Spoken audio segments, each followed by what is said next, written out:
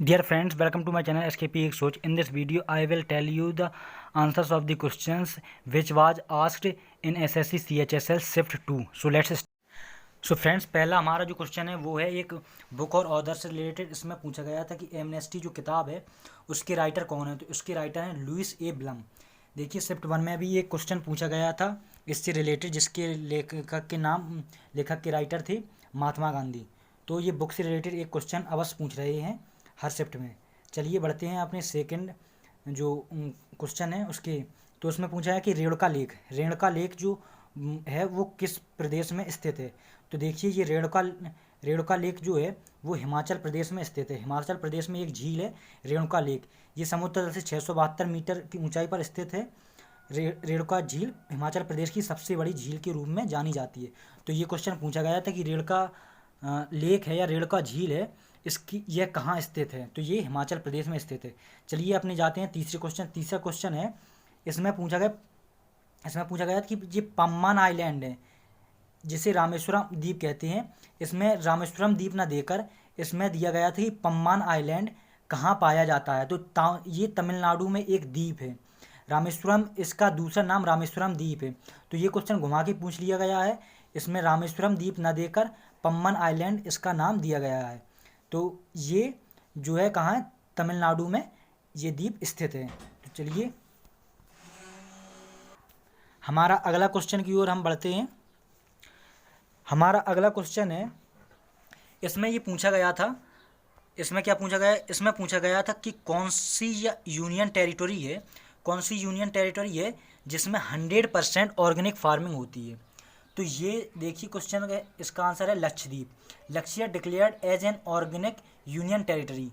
तो ये एक यूटी है, ये जो फर्स्ट यूनियन टेरिटरी है जो 100% organic as we all farming is carried out without the use of synthetic, यानी कि जो सिंथेटिक जो खाद वगैरह होती हैं उसका यूज नहीं किया, ये पूरी ऑर्गेनिक या जैविक कृषि पर आधारित है।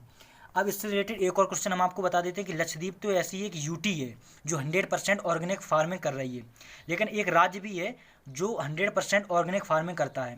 तो इस राज्य का नाम है सिक्किम। सिक्किम एक स्टेट है, लक्षद्वीप एक यूटी यानी कि यूनियन टेरिटरीज है। तो इसमें आप कंफ्यूज मत होना, सिक्किम ऐसा राज्य है जिसमें 100% ऑर्गेनिक फार्मिंग होती है। सिक्किम एक राज्य है, स्टेट, जबकि लक्षद्वीप एक यूटी या यूनियन टेरिटरी है जिसमें 100% ऑर्गेनिक फार्मिंग होती है। इससे रिलेटेड एक और क्वेश्चन बता दें हम आपको कि अपने जो भारत इंडिया में 28 स्टेट्स हैं और 28 स्टेट्स हैं और 8 यूटीज या यूनियन टेरिटरीज हैं। तो ये भी क्वेश्चन आपसे पूछ लिया जा सकता है। तो चलिए बढ़ते हैं हम अपने अगले क्वेश्चन की ओर। अगला क्वेश्चन हमारा रिलेटेड है उबंटू। इसमें बताया जा रहा है कि उबंटू किससे संबंधित है। तो उबंटू एक लाइनक्स का ऑपरेटिंग सिस्टम है। इसका क्वेश्चन का आंसर क्या होगा, लाइनक्स ऑपरेटिंग सिस्टम। उसमें ये पूछा गया था कि उबंटू क्या है, मतलब व्हाट इज उबंटू या Ubuntu is related to which one. तो ये लाइनक्स का ऑपरेटिंग सिस्टम को उबंटू कहते हैं, UBUNTU। तो चलिए बढ़ते हैं हम अपने अगले क्वेश्चन की ओर। तो अगला क्वेश्चन हमारा है हैंग। उसमें पूछा गया था कि हैंग क्या है। तो हैंग तो आप सभी लोग जानते हैं कि मोबाइल में भी होता है, कंप्यूटर में भी होता है। हैंग एक ऐसी प्रोसेस है जिसमें थोड़ी देर के लिए प्रोसेसिंग होना बंद करने लगता है। In computer a hang or freeze occurs when either a process or system ceases to respond to inputs. मतलब जैसे हमने ये ऐसे टिक का निशान लगाया, ये अगर हमने ये टिक का निशान लगा दिया और इसमें काम नहीं करा, मतलब इनपुट दिया तो वो इसमें काम नहीं करने, थोड़ी देर के लिए जो हैंग स्लो चलने लगता है ये वगैरह, तो ये हैंग होता है, ये कंप्यूटर से रिलेटेड होता है। तो यही पूछा गया था कि हैंग क्या होता है।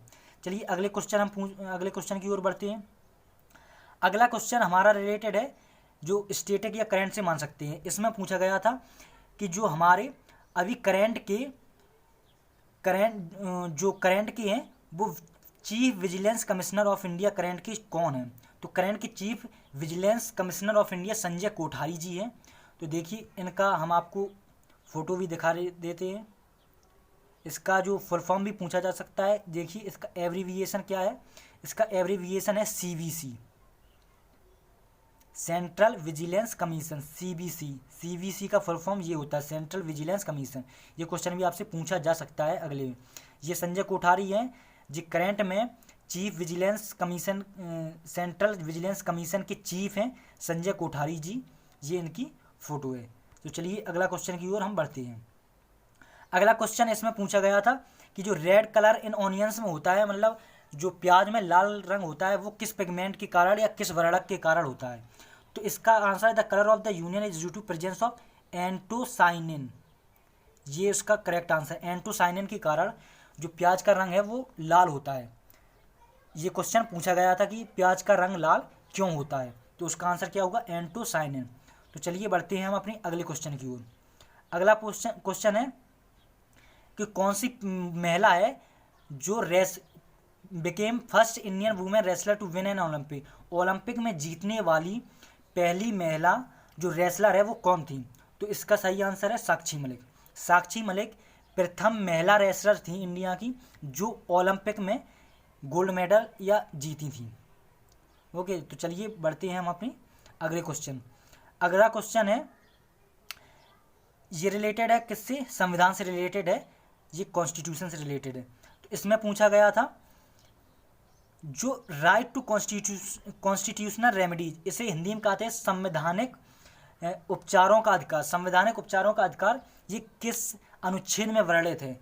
तो ये फंडामेंटल राइट्स के आर्टिकल 32 में वर्णित है और आर्टिकल 22 में भी है। आर्टिकल 32 से अगर आपकी फंडामेंटल राइट्स का हनन हो रहा है या वायलेशन ऑफ फंडामेंटल राइट्स होने पर आप डायरेक्ट सुप्रीम कोर्ट जा सकते हैं आर्टिकल 32, और आर्टिकल 226 या आर्टिकल 226 के आधार पर आप फंडामेंटल राइट्स की वायलेशन होने पर या हनन होने पर आप हाई कोर्ट जा सकते हैं। तो ये जो संवैधानिक उपचारों का अधिकार था ये आर्टिकल 32 जो फंडामेंटल राइट्स और आर्टिकल 226 में दिया गया है। अब इससे रिलेटेड हम आपको कुछ क्वेश्चन बता दें। तो आपको ये पूछ सकता है कि फंडामेंटल राइट्स हैं वो अनुच्छेद किससे किससे हैं, कब किस अनुच्छेद से किस है। तो आर्टिकल नंबर 12 से लेके आर्टिकल नंबर 35 तक फंडामेंटल राइट्स या मौलिक अधिकारों का वर्णन किया गया है। और मौलिक अधिकार ये कहाँ से लाए हैं, तो ये USA या अमेरिका से लिए गए हैं मौलिक अधिकार। तो चलिए आगे बढ़ते हैं। अगला क्वेश्चन हमारा है, इसमें इस क्वेश्चन से रिलेटेड ये क्वेश्चन पूछा गया था कि सरदार वल्लभ भाई पटेल को सरदार की उपाधि कब दी गई, ये क्वेश्चन था। तो बारदौली सत्याग्रह में जो महिलाएं थीं, जो किसान महिलाएं थीं, उन्होंने इन्हें टाइटल और सरदार दिया गया था। तो Bardoli Satyagraha was a major peasant movement, peasant मतलब होता है किसान। तो ये किसान आंदोलन था बारदौली सत्याग्रह जो 1928 में गुजरात में हुआ था, और तभी वहाँ की महिलाओं ने इन्हें सरदार की उपाधि से सम्मानित किया गया था।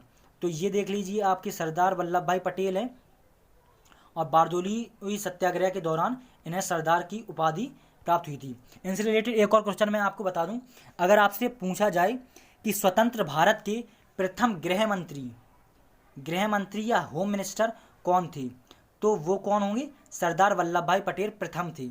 अगर पूछे जाए वर्तमान में होम मिनिस्टर कौन है, तो वो है अमित शाह, वर्तमान में होम मिनिस्टर या गृह मंत्री भारत के हैं। और प्रथम स्वतंत्र भारत के प्रथम गृह मंत्री सरदार वल्लभ भाई पटेल जी थे। तो चलिए ये हो गया हमारा क्वेश्चन। अगला क्वेश्चन हम बढ़ते हैं, ये इंग्लिश से रिलेटेड क्वेश्चन है। इंग्लिश में ये क्वेश्चन पूछा गया था कि रूल द रूस्ट जो ईडियम पूछा गया था, इसका मतलब क्या हुआ।